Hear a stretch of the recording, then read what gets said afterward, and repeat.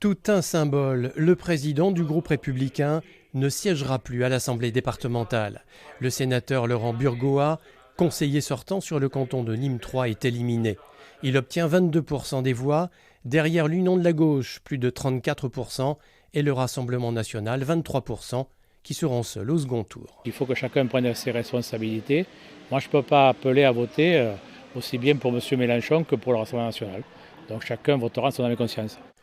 Victime d'un faible taux de participation qui la prive de triangulaire au second tour, l'Union de la droite et du centre a également perdu les cantons d'Aigues-Mortes et de Marguerite.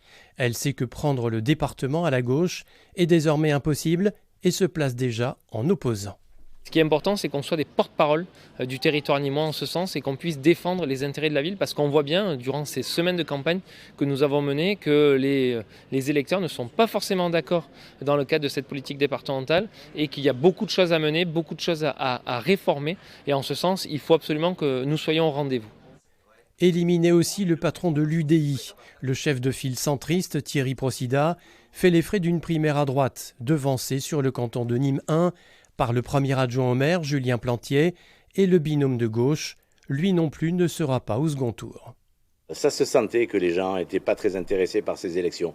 C'est vrai que j'ai plus ou moins la population avec moi depuis 20 ans, je les connais quasiment par cœur, etc. Mais c'est vrai qu'ils se sont dit, bon voilà, Procida il est connu, il va être au second tour, il n'y a pas de souci, on va pas y aller, et on verra au second tour.